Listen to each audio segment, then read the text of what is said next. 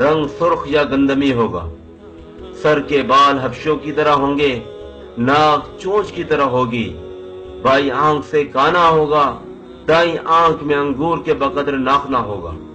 اس کے ماتھے پر کاف، الف، فا اور را لکھا ہوگا، جس کا مطلب ہے کافر، جسے ہر مسلمان بآسانی پڑھ سکے گا۔ اس کی آنکھ سوئی ہوگی مگر دل جاگتا رہے گا۔ شروع میں وہ ایمان و اصلاح کا دعویٰ لے کر آئے اٹھے گا، لیکن جیسے ہی تھوڑے بہت متبعین میسر ہوں گے تو وہ نبوت اور پھر خدائی کا دعویٰ کرے گا۔ اس کی سواری بھی اتنی بڑی ہوگی کہ اس کے دونوں کانوں کے درمیانی فاصلہ ہی 40 گز کا ہوگا۔ ایک قدم تا حد نگاہ مسافت کو طے کر لے گا۔ دجال پکا جھوٹا اور اعلیٰ درجے کا شعبدہ باز ہوگا۔ اس کے پاس غلوں کے ڈھیر اور پانی کی نہریں ہوں گی۔ زمین میں مدفون تمام خزانے باہر نکل کر شہد کی مکھیوں کی مانند اس کے ساتھ ہو لیں گے۔ جب قبیلہ اس کی خدائی پر ایمان لائے گا، دجال اس پر بارش برسا دے گا، جس کی وجہ سے کھانے پینے کی چیزیں ابل پڑیں گی، درختوں پر پھل آ جائیں گے۔ کچھ لوگوں سے آ کر کہے گا، اگر میں تمہارے ماں باپوں کو زندہ کر دوں تو کیا تم میری خدائی کا اقرار کرو گے؟ لوگ اس بات میں جواب دیں گے، اب دجال کے شیطان اور اس کے چیلے ان لوگوں کے ماں باپوں کی شکل میں نمودار ہوں گے۔ نتیجتاً بہت سے افراد ایمان سے ہاتھ دھو بیٹھیں گے۔ اس کی رفتار آندھیوں سے زیادہ تیز اور بالوں کی طرح رواں ہوگی۔ وہ کرشموں اور شعبدہ بازیوں کو لے کر دنیا کے ہر چپا چپا کو روندے گا۔ تمام دشمنان اسلام اور دنیا بھر کے یہودی امت مسلمہ کے بغض میں اس کی پشت پناہی کر رہے ہوں گے۔ وہ مکہ معظمہ میں گھسنا چاہے گا، مگر فرشتوں کی پہرے داری کی وجہ سے ادھر گھس نہ پائے گا، اس لیے نامراد اور ذلیل ہو کر واپس مدینہ منورہ کا رخ کرے گا۔ اس وقت مدینہ منورہ کے 7 دروازے ہوں گے اور ہر دروازے پر فرشتوں کا پہرا ہوگا، لہذا یہاں بھی منہ کی کھانی پڑے گی۔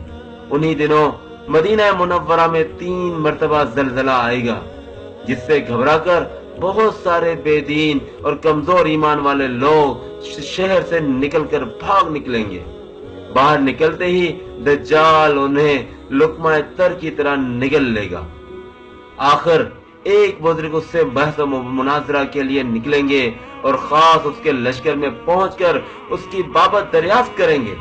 لوگوں کو اس کی باتیں شاق گزریں گی، لہذا اس کے قتل کا فیصلہ کر دیں گے، مگر چند افراد آڑے آ کر یہ کہہ کر روک دیں گے کہ یہ ہمارے خدا یعنی دجال کی اجازت کے بغیر اس کو قتل نہیں کیا جا سکتا۔ چنانچہ اس بزرگ کو دجال کی دربار میں حاضر کیا جائے گا، جہاں پہنچ کر یہ بزرگ چلا اٹھے گا کہ میں نے پہچان لیا کہ تو ہی دجال ملعون ہے، اور رسول اللہ صلی اللہ علیہ وسلم نے ہمیں تیرے ہی خروج کی خبر دی تھی۔ دجال اس خبر کو سنتے ہی آپے سے باہر ہو جائے گا اور اس کو قتل کرنے کا فیصلہ کر دے گا۔ درباری فوراً اس کے 2 ٹکڑے کر دیں گے۔ دجال اپنے حواریوں سے کہے گا کہ اب اگر میں اس کو دوبارہ زندہ کر دوں تو کیا تم کو میری خدائی کا پختہ یقین ہو جائے گا؟ یہ دجالی گروپ کہے گا کہ ہم تو پہلے ہی آپ کو خدا مانتے ہوئے آ رہے ہیں، البتہ اس معجزے سے ہمارے یقین سے اور اضافہ ہو جائے گا۔ دجال اس بزرگ کے 2 ٹکڑوں کو اکٹھا کر کے زندہ کرنے کی کوشش کرے گا۔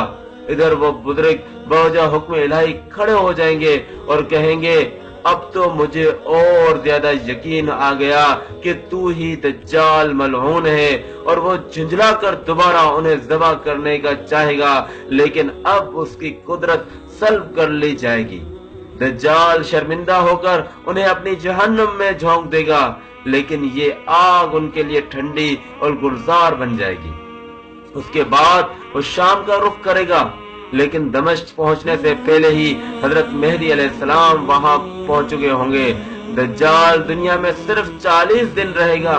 اس کا پہلا دن 1 سال کے برابر، دوسرا دن 1 مہینے کے برابر اور تیسرا دن 1 ہفتے کے برابر ہوگا۔ جبکہ باقی 37 دن عام معمول کے مطابق ہوں گے۔ امام مہدی علیہ السلام دمشق پہنچتے ہی زور و شور سے جنگ کی تیاری شروع کر دیں گے، لیکن صورتحال بظاہر دجال کے حق میں ہوگی، کیونکہ وہ اپنی مادی و افرادی طاقت کے بل پر پوری دنیا میں دھاک بٹھا چکا ہوگا۔ اس لیے عسکری طاقت کے اعتبار سے اس کو شکست بظاہر مشکل ہوگی، مگر اللہ کی تائید اور نصرت کا سب کو یقین ہوگا۔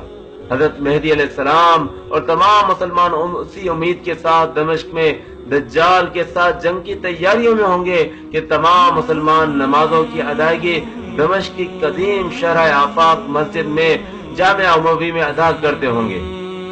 امام مہدی علیہ السلام ایک دن نماز پڑھانے کے لیے مصلی کی طرف بڑھیں گے تو عین اسی وقت حضرت عیسیٰ علیہ السلام کا نزول ہوگا۔